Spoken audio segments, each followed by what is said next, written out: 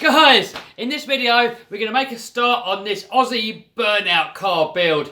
Now, the idea of this is to have a lightweight 10th scale car, but fit in a massive, humongous power system, put brakes on the front wheels, and then so that we can rip up the back wheels and get some crazy, stupid burnout action. Alright, let's have a quick start and have a little look at this thing. So, this is a Maverick Strada, and I think it's an early version because it's got the metal chassis. I got this thing off eBay, second hand, but it's in really good condition. I mean, it looks brand new. It doesn't really look like it's been used. And what I want to do is fit a 1/8 scale at a minimum power system, because I've tried doing burnouts with like these sort of things here with 10th scale motors, and the motors just get way too hot. Even like on the Rustler and on the Slash, you try and do burnouts on them, and even on this, because this is 8th scale, try to do a burnout on that, they all tend to overheat. So if I can put an 8th scale power system into a 10th scale car, make it rear wheel drive, put a disc brake on the front, I could even have a servo there so I can lock the front brakes on the remote, and then just let this thing rip. And the idea is so I can put loads of different body shells on there. So a lot of people, like the Aussies, have been saying put a Holden body shell on there. Like, yes, I will. Give me a link in the comments down below, guys, where I can buy one from here in the UK. So that would help me out. But also I want to put some American bodies on here, like some Dodge bodies. So it's not just going to be one car, you know, it can be like, it can have a different character for different sort of videos if you kind of get me. So I'm not sure how strong this drivetrain's going to be. I'm kind of guessing that this motor's just going to rip it to pieces. But I'm going to try it first because it might be okay. If it is, then happy days. If not, I will probably take the running gear out of this Hobeo Hyper VS, you know, the rear diff and the centre diff, and mount it somehow into this, because then we've got all the durability of this in a lightweight thing like this, and it should be pretty cool. Now guys, I haven't got a clue what I'm doing here. I'm just going to make it up as I go along, and I don't know how far I'm going to get today. We're going to see. So if any of you guys have got any good ideas, you know, feel free to share them in the comments down below, and if any ideas seem like a good idea, I may well use some of them on this build. So to start off with, I just want to get this top deck off, because I want to get this drive shaft out to make it rear wheel drive only, plus we've got to find a way mounting this motor, and also I probably want to fit a Mod 1 gearing onto here, because this is really a fine tooth spur gear here where like the 1/10 scale cars run, and I really can't see it holding up, so I want to try and get a different spur gear on there from something else. Chassis is actually surprisingly rigid even without a top deck, so I don't think it needs it. I mean, I'm not going to be doing any sort of high speed with this. I'm not really planning on crashing it into anything, so it doesn't really need the rigidity.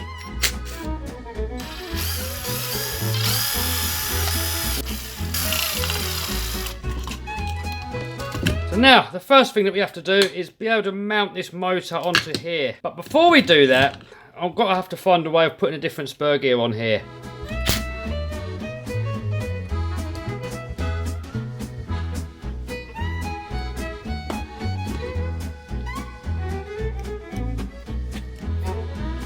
So, motor has to go in here somewhere. So, pinion there. Got to find a spur gear that fits on this. Oh! Guys, that's a perfect fit. That fits on there absolutely perfectly.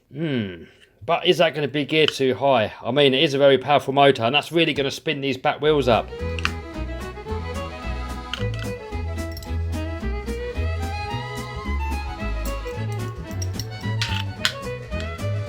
Alright, so that's kind of mounted now, but the problem is that this motor can't go close enough that way. So I've got two options, I think. I could re-drill the chassis and just have to hold mount out slightly, because I'm not having the rear prop shaft, so that doesn't matter. And I can't physically get the motor any closer. It's actually maxed out everywhere. So, I think the solution's going to be to find a bigger pinion from somewhere. And I know Steve runs a massive great big pinion on his Savage. So I'm going to have to find a different pinion somewhere that would fit on there. But for now, we can still carry on mounting this motor, because I could cut away into this bearing carrier and move the whole lot further in, because there is actually a bearing on this motor mount.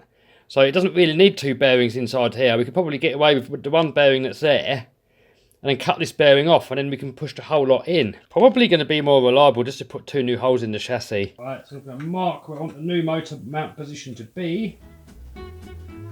Mark there. temporarily, put a couple of screws in here. So now I can mark it again.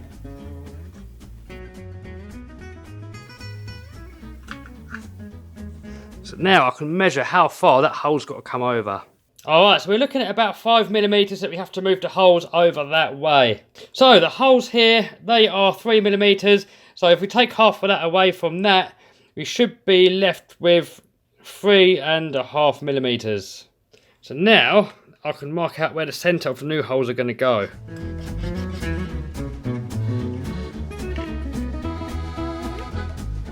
Alright, so now I've got to mark it with my centre punch. And what you want to do, when you're marking something or hitting something, you want to really do it over a solid part of your workbench. So in this case, where the table leg is here, if you want to start hitting over more to the centre of the table, it's going to bounce a lot more. So you're going to get a lot nicer and firmer wallop when you have it over something solid. So I'm just going to eyeball it that way. Oh, that alley's soft. I didn't really have to hit it that hard. I was expecting 70, 75 hardness, but this is like chocolate.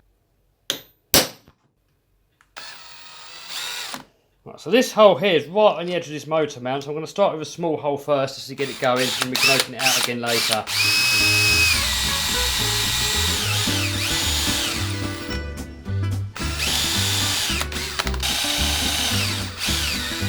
Alright, so now I've put a bigger drill bit in there. We're going to open it up to 3mm, or just over, it's about 3.1.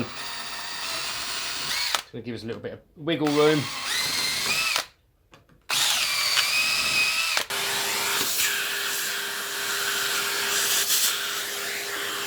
Alright, so I probably will countersink these later on, but for now it's only proof of concept. We've just got to make sure that it all works first.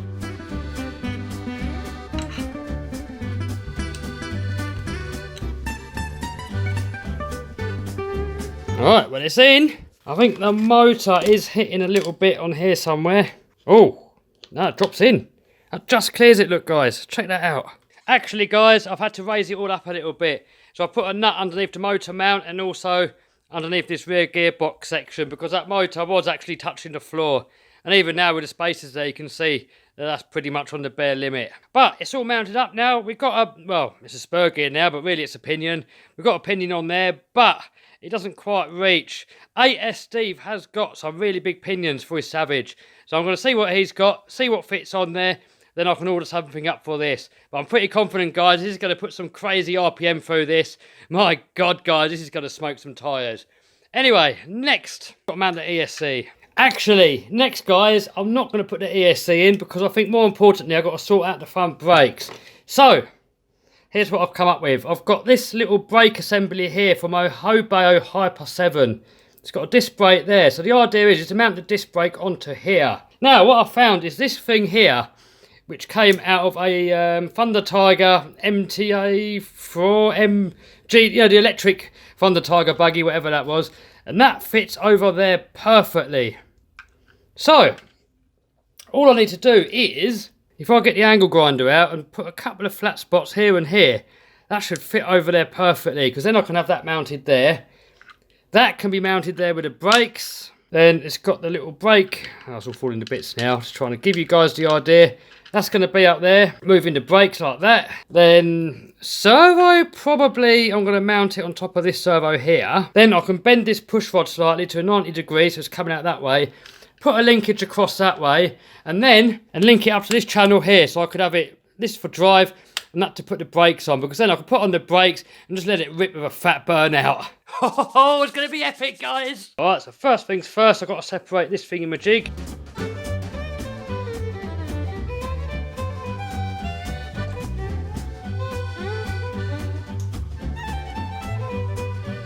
Go.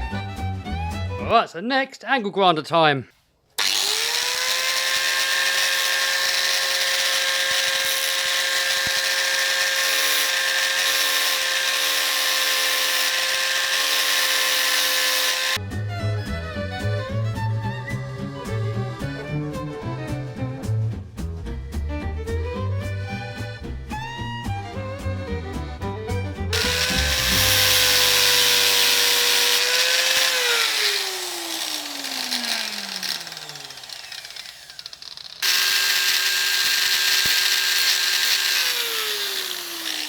So guys, that's all we've got time for this video. In the next video, we're going to mount up these brakes, get all the radio gear in there, and just try and get this thing to actually work. Alright guys, if you like this video, give us a thumbs up, subscribe, smash the bell button to stay notified, comment, share, all that nonsense. See you soon, bye.